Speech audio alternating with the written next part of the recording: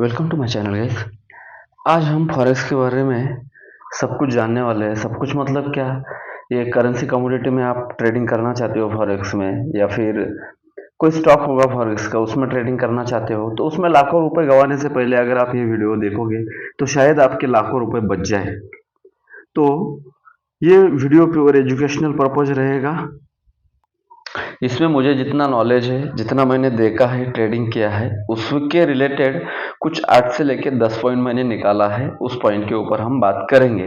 तो सबसे पहला पॉइंट है कि आपके इंडियन मार्केट में आप जब ट्रेडिंग करते हो तो इंडियन मार्केट आपका जो है वो डेरिवेटिव डिराइव्ड मार्केट है। डिराइव्ड मार्केट मतलब क्या है, ये कंसेप्ट समझाने जाऊंगा तो आपको 10 मिनट लगेंगे। तो मार्केट के कुछ टाइप्स होते हैं, तो उसमें से ओवर द काउंटर मार्केट होता है। इसमें फॉरवर्ड स्वैप ये दो चीजें चलती है। ओवर द काउंटर मतलब ओटीसी मार्केट, जो दो पार्टी एक काउंटर के ऊपर बैठते हैं और अपना डील फाइनल करते हैं। ठीक है, ये वाला मार्केट मतलब ओटीसी मार्केट। इसमें दो टाइप्स आते हैं, एक फॉरवर्ड मार्केट, दूसरा स्वैप मार्केट। करेंसी में 90% 95% स्वैप ही चलता है। एक करेंसी के अगेंस्ट दूसरी करेंसी काम करती है। इसको आप पेयर बोलते हो। समझ लो यूएसडी के साथ ग्रेट ब्रिटेन पाउंड कर रहे हो, ठीक है, तो USD GBP great Britain pound ऐसा वहां पे बोलते हैं। तो एक बेसिक कंसेप्ट था। और फॉरवर्ड में मतलब क्या, आज का जो पोजीशन है वो आप कितने ही दिन तक रख सकते हो। और डेरिवेटिव मार्केट का दूसरा एक टाइप से, ये सब टाइप था दो, ये फर्स्ट ये सेकंड। एक होता है फ्यूचर, दूसरा होता है ऑप्शन, जो कि आपको ऑलरेडी पता है फ्यूचर क्या है, ऑप्शन क्या है। ऑलरेडी आप सी पी करते हो। ऑप्शन के दो टाइप से, कॉल एंड पुट, ठीक है। पुट अमेरिकन, कॉल अमेरिकन ये भी होता है। ये पुट यूरोपियन और कॉल यूरोपियन है।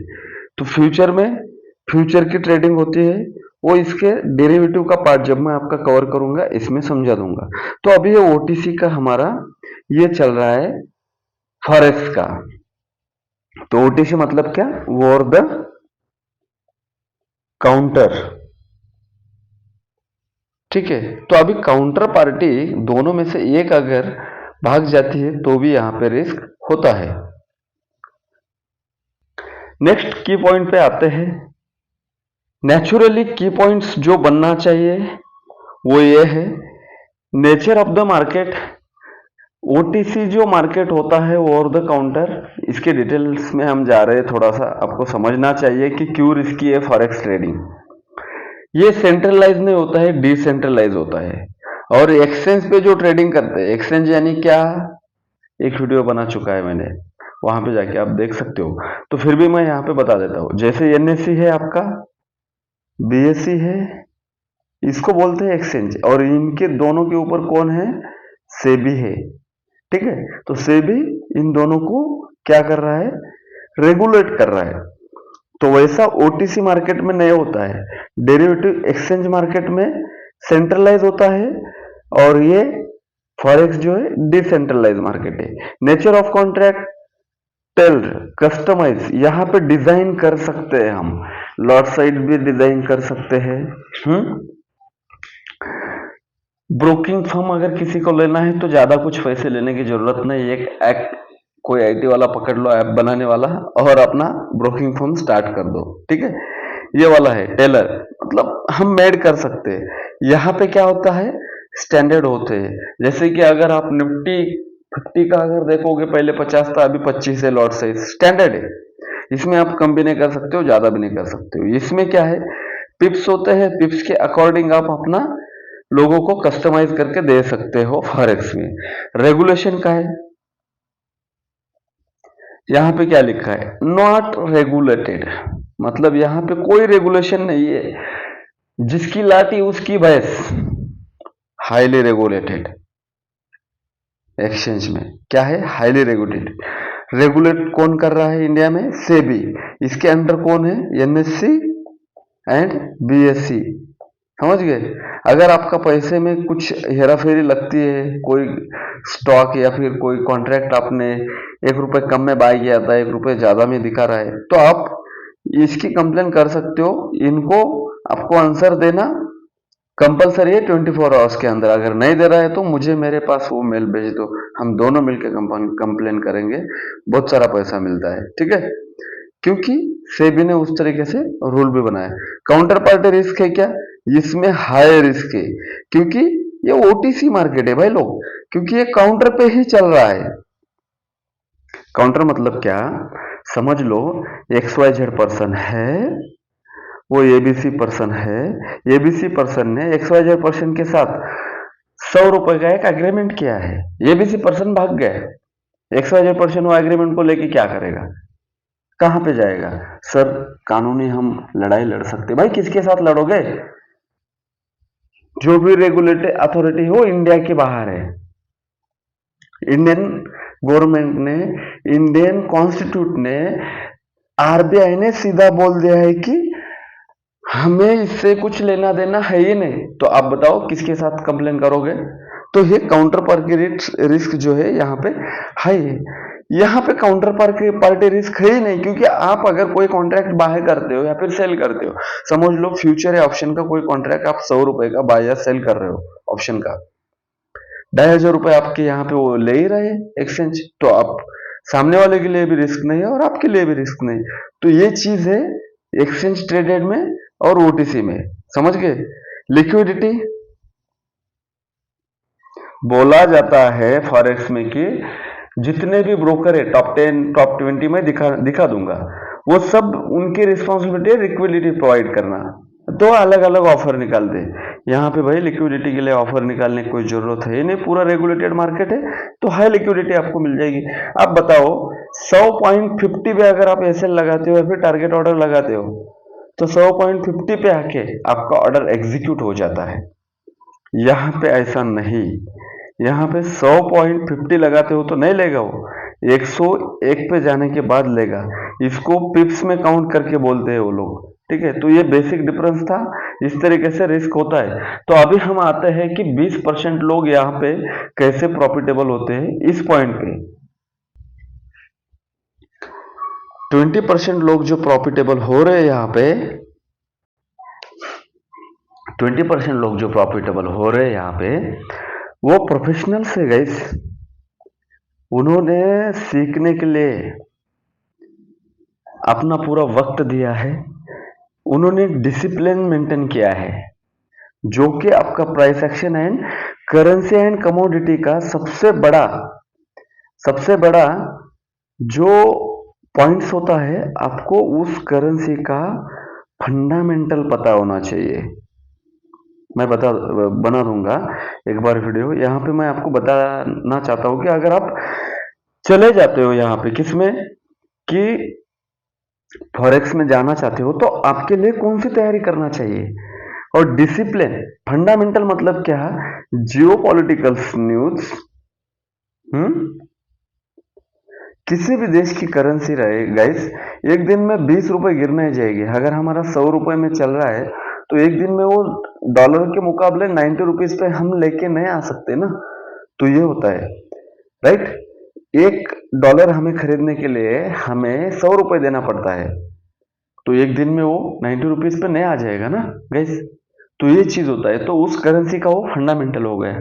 देन आरबीआई जैसे सेंट्रल बैंक जिसे हम बोलते हैं, वो सेंट्रल बैंक के बारे में आपको सब कुछ पता होना चाहिए, कि जैसे इंग्लैंड का सेंट्रल बैंक है, इंडिया का है आरबीआई इंडिया का है, राइट। तो इसके गवर्नमेंट कौन चल रहा है, वो सब कुछ चीजें पता होना चाहिए। देन उसके बाद आता है जियो पॉलिटिकल न्यूज, ये भी हो गया चीज। Then OTC over the counter, ये तो हमने दे दिया। यहाँ पे ज्यादा लोग ढोंगे होते हैं, यहाँ पे कंप्लेन नहीं कर सकते, इंडिया में भी इंडिया के बाहर में भी।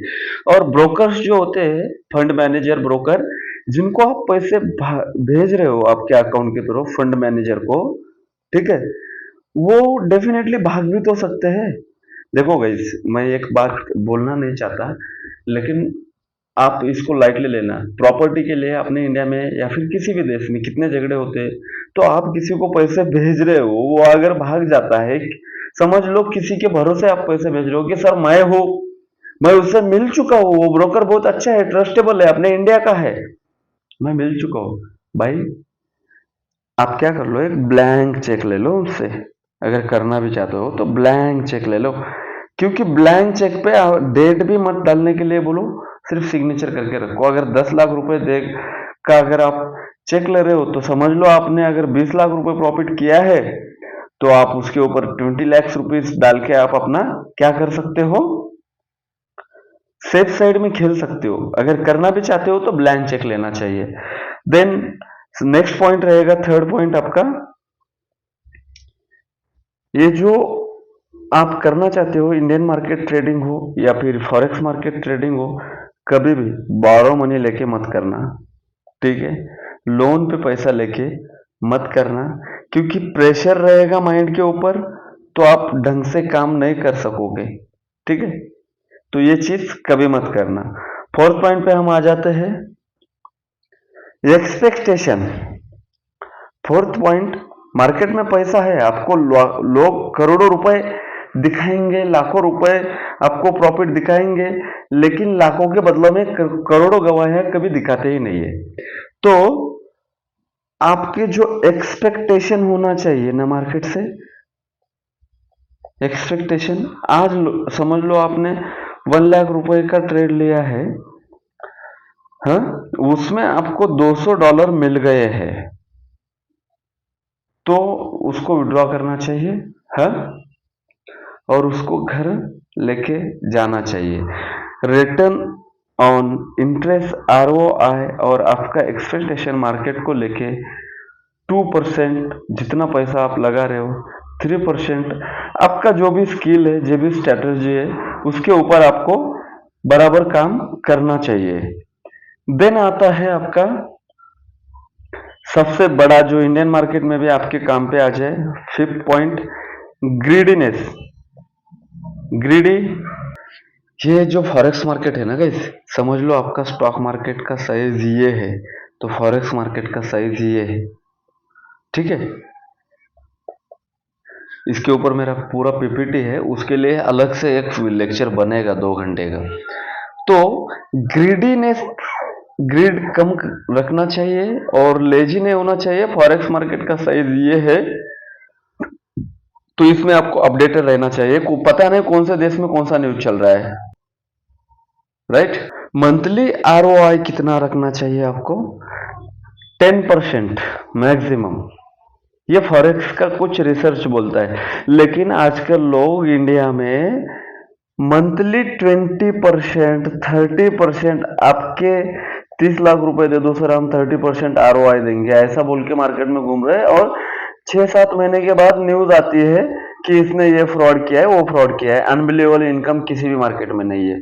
और दुबई वाले जितने भी ब्रोकर्स है गाइस, दुबई वाले, हाँ, मैं ये नहीं बोल रहा हूँ, सॉरी टू से यू, लेकिन मैं मेरी साइड भी कंप्लीट करना चाहता हूँ कि मैं ये नहीं बोल रहा हूँ, Google, you check on Google, Dubai वाले जितने भी ब्रोकर्स है FX के, फॉरेक्स के, वो सब फ्रॉड के लिस्ट में आते हैं। जिनकी भी कंपनी दुबई में लिस्ट है वो सब फ्रॉड के लिस्ट में आते हैं, ऐसा गूगल बोलता है। और सिडनी ऑस्ट्रेलिया वाले जितने भी है उनकी रेटिंग अच्छी है, वो फ्रॉड के लिस्ट में नहीं आते हैं, लेकिन इंडिया में वो काम नहीं करते हैं। बता दूंगा कि कौन से है, दिखा दूंगा मैं डायरेक्टली tradingview.com पे यार, और investing.com पे भी, ठीक है? तो tradingview.com पे हम देख भी सकते हैं। लिवरेज आउट ऑफ इंडिया अगर आप पैसे भेज रहे हो तो वो 2 एक्ट का, फेमा, वो कौन सा एक्ट है वो आप जाके सीधा गूगल कर दो, और फेरा, ये दोनों एक्ट्स के अगेंस्ट जा रहे हो, आपको सजा भी हो सकती है, ठीक है? आउट ऑफ इंडिया अगर आप पैसा भेज रहे हो तो डेमो ट्रेडिंग में, और नेक्स्ट रूल्स आता है, नेक्स्ट पॉइंट, डेमो ट्रेडिंग में आपके प्रॉफिट ही होगा, गारंटी है 101%। डेमो में आपका प्रॉफिट ही होगा, 101% डेमो ट्रेडिंग में आपका प्रॉफिट ही होगा। क्यों होगा? वहां पे ना आपका ग्रिड है ना इमोशंस है, इसीलिए। तो डेमो के बेसिस पे अगर आप यहाँ पे डेमो, आपको 10 लाख में डेमो ट्रेडिंग कर रहे हो और इधर 10,000 भी नहीं, 10,000 में अगर आप रियल ट्रेडिंग कर रहे हो 2,000 का लॉस हो जाता है, तो आपके EMI और रेंट, एक्सेट्रा जो भी एक्सपेंसेस है, एक्सपेंसेस वो आपको दिखाई देगा और आप विनिंग ट्रेड भी लूज कर जाओगे। ठीक है, तो डेमो और रियल ट्रेडिंग में बहुत डिफरेंस होता है, राइट। एवरी डे $50 $100 डेली कमा सकते हो, ऐसा आपको डेमो बताएगा, राइट। डेमो बताएगा, और जब आप रियल में ट्रेडिंग करने जाओगे तो बहुत सारे दिक्कतें हो सकती है आपके साथ, सबके साथ होती है एवरी ट्रेडेड। लिक्विडिटी प्रोवाइडर कौन है यहाँ पे, तो उसके बारे में एक बार जान लेते हैं। मैं एक बार ट्रेडिंग वीडियो काम की भी दिखाना चाहूंगा। हम जो गोल्ड में ट्रेडिंग करते हैं गाइज, राइट, उसे यहाँ पे फॉरेक्स में XAUSD बोला जाता है, राइट। यहाँ पे देख सकते हो आप ये नाम कैसे डिसाइड होते हैं, और हमें इतना है XAUSD, ये भी है, राइट, ये भी XAUSD है, ये भी है, ये भी है, ये भी है, ये भी है, ऐसे बहुत सारे हैं, राइट। यहाँ पे आप देखोगे सब कुछ दिख रहा है कि ये सब XAUSD ही है। तो इसमें से हम कौन सा लॉस है लेंगे सर, राइट, ये आपका सवाल हो सकता है। तो यहाँ पे जितने भी आप नाम देख रहे हो, ओंडा, हैम, FX ओपन, FXCM, ये सैक्सो, पेपरस्टोन, ICE, ये सब गाइज ब्रोकर्स के नाम है, ये सब लिक्विडिटी प्रोवाइड है। इनका एक डार्क साइड सच है, राइट। तो वो पिछले साल में इन्होंने किया था, महीने में 1-2 बार करते हैं। एक बार मैं ओंडा के साथ जाके टॉप 10 नहीं तो टॉप 20 भी ब्रोकर यहाँ पे दिख जाएंगे आपको, राइट। तो यहाँ पे बहुत सारे हैं, तो एक बार मैं ओंडा का लगाना चाहूंगा। बहुत मैं इसका डेट मार्क कर लूंगा यहाँ पे, और देख लेना कि इन्होंने क्या किया है, और इसका कोई कंप्लेन भी नहीं कर सकता है, और इसकी खुद शिकार हूँ मैं, इसका खुद शिकार हूँ। अभी ये ओंडा का लिया था ना हमने, यहाँ पे नाम याद रखना ओंडा, और यहाँ पे डेट याद रखना, और टाइम याद रखना 18 बजे, ठीक है। तो मैं यहाँ पे XAUSD की जगह, ओंडा की जगह मैं दूसरा लेना चाहूंगा, ठीक है। XAUSD कमोडिटी रखूंगा मैं, और ओंडा की जगह है ना मैं हैम का दिखाना चाहूंगा। इसमें तो कुछ दिखाई नहीं रहा भाई। XAUU forex.com का लेना चाहूंगा मैं, ठीक है।